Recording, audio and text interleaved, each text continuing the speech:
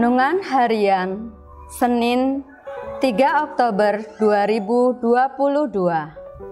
dari Injil Lukas bab 10 ayat 25 sampai dengan 37. Saudara-saudari, suster, Bapak Ibu, dan anak-anak yang dikasihi Tuhan, semoga selalu sehat dalam lindungan kasih Tuhan.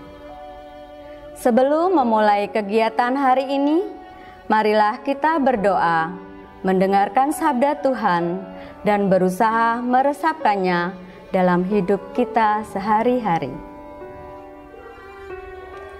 Tuhan beserta kita, sekarang dan selama-lamanya.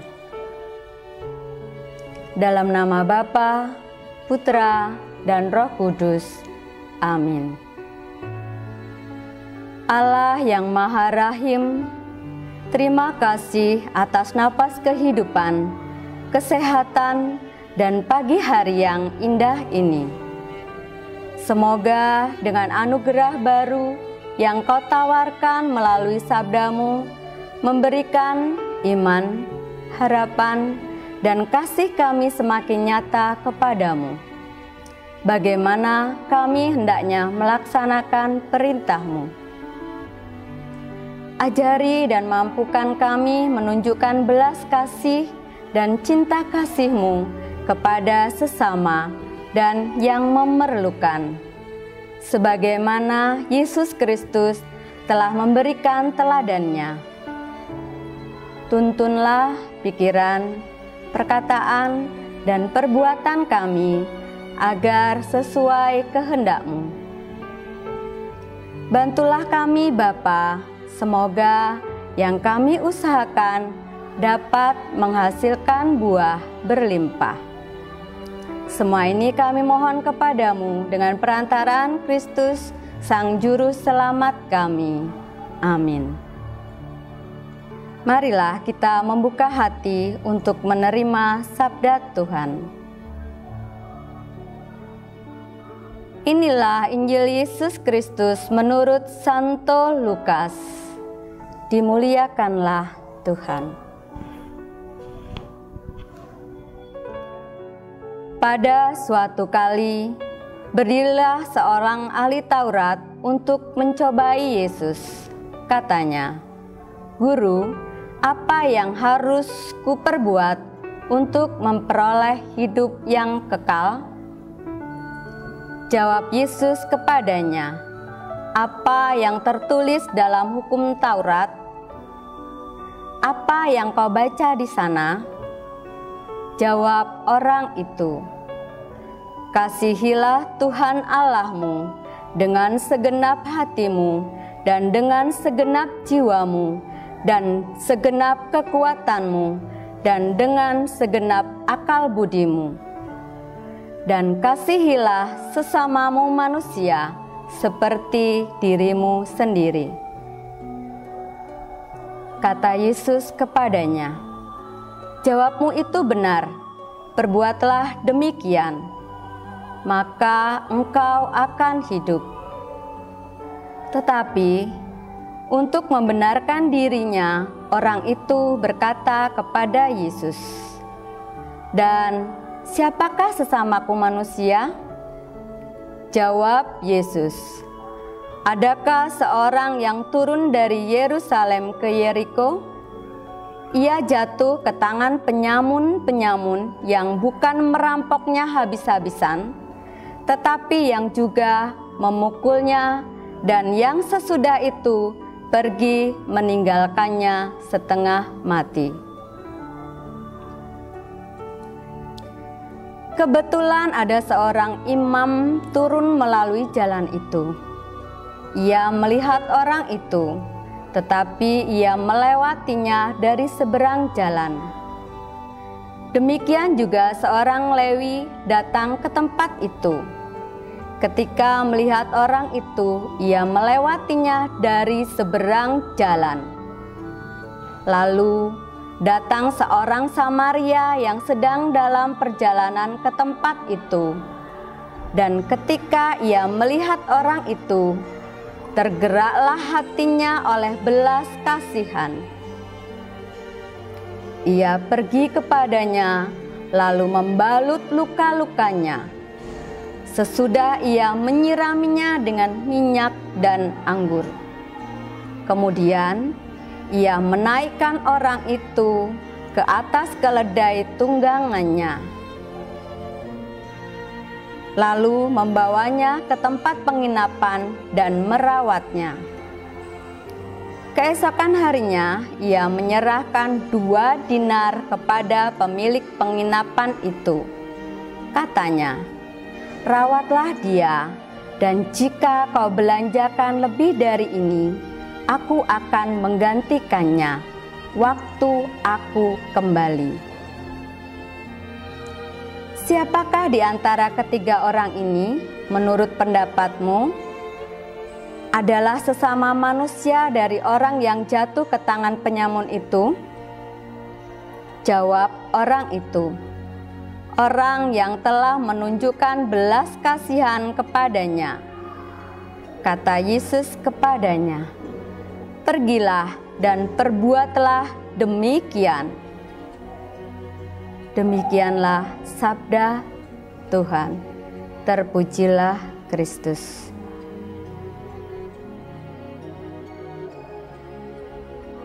Bapak, Ibu, saudara-saudari, dan anak-anak yang dikasihi Tuhan, mari kita dengarkan ilustrasi berikut. Ririn adalah sang juara matematika tingkat nasional. Setiap kali belajar, ia menggunakan kacamata. Baginya, kacamata tidak lepas, sehingga kacamata itu semakin tebal. Suatu ketika, ia meletakkan kacamatanya di sofa. Ririn pun pergi ke dapur untuk mengambil cemilan sebagai teman belajarnya. Sekembalinya, ia ke ruang belajar dan duduk di sofa. Tiba-tiba terdengar bunyi kretek. Wah, kacamataku pecah. Ternyata kaca sebelah kiri pecah dan kaca sebelah kanan masih utuh. Ririn tetap melanjutkan belajarnya dengan memakai kacamatanya. Ia heran, mengapa sudah memakai kacamata, kok mata sebelah kiri masih kabur? Ia lupa bahwa ia memakai kacamata sebelah kiri yang pecah. Saudara-saudari, suster, Bapak, Ibu, dan anak-anak yang diberkati Tuhan. Hukum kasih dapat diibaratkan seperti seorang pelajar atau sang juara yang memakai kacamata, seperti diilustrasi di atas. Kasih pada Allah dan kasih pada sesama adalah satu hal yang tidak dapat dipisahkan. Kasih itu seperti kacamata. Kaca yang satu kasih kepada Allah, dan kaca yang lain adalah kasih kepada sesama. Hati orang Samaria tergerak untuk melihat orang sebagai saudara, tidak melihat orang sebagai orang lain. Sama seperti ia mengenal Tuhan dan mengasihinya. Anak-anakku, Tuhan memberikan 2 tangan kepada kita. Apakah kita tahu kalau di jari-jari kita itu mempunyai makna atau bertuliskan? Coba kalian hitung, pasti ada 10 kata. Itu bertuliskan C-I-N-T-A K-A-S-I-H. Cinta kasih.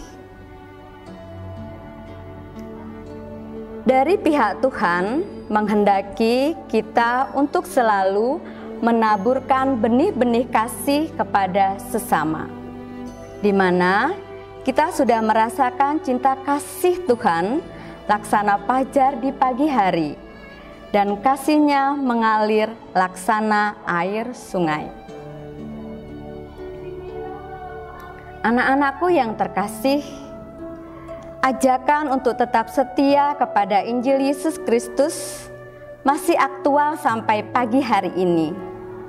Karena kita hidup di zaman yang cenderung memperlunak, bahkan menyenangkan hati manusia. Sebagai contoh, apa yang ada dalam bacaan Injil pagi ini? Mengasihi Tuhan dan sesama merangkum apa yang Tuhan kehendaki dari kita. Terkadang kita lebih suka memperdebatkannya daripada melakukannya.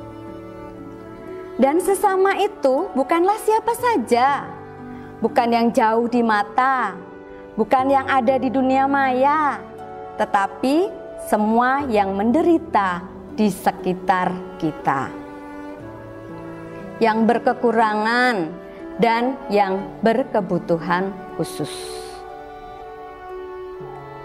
Dan kita adalah sesama bagi yang lain. Jika menunjukkan belas kasih dan menolong orang lain dengan ikhlas dan tulus hati, sebaiknya kita tidak akan menjadi sesama bagi yang lain, sekalipun bantuan dan pertolongan yang kita berikan besar dan banyak, jika kita membantunya dengan mengharapkan balas budi. Alih-alih menjadi sesama, malah menciptakan permusuhan di dalam hati.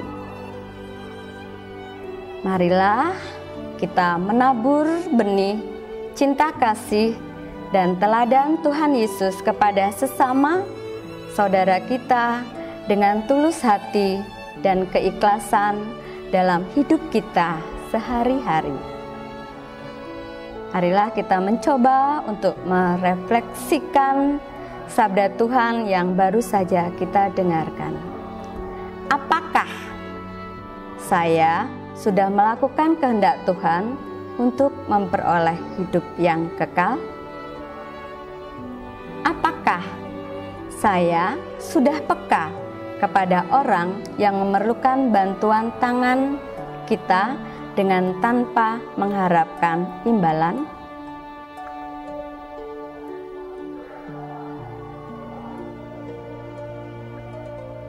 Marilah kita berdoa. Tuhan Yesus Kristus, pandanglah niat baik kami. Meskipun kami sering melakukan yang tidak Kau sukai, Tuhan, semoga sabda-Mu memotivasi kami untuk melaksanakan kehendak-Mu. Bantulah kami agar dapat memperoleh hikmat surgawi-Mu dalam hidup kami. Bantulah kami untuk rela berserah diri, dan topanglah kami dengan kekuatan-Mu, semakin mampu melaksanakan yang baik seturut kehendak-Mu dalam hidup kami. Kiranya sabda-Mu menjadi pelita bagi jalan kakiku. Yesus, semoga kami sungguh-sungguh menjadi saudara bagi sesama di sekitar kami. Semua ini kami mohon dengan perantaraan Kristus Tuhan dan Juru Selamat kami. Amin. Santo Fransiskus Xaverius, doakanlah kami. Semoga kita sekalian selalu dilindungi dan diberkati oleh Allah yang Maha Kuasa, dalam nama Bapa, Putra, dan Roh Kudus. Amin. Marilah kita pergi, kita diutus. Syukur kepada Allah.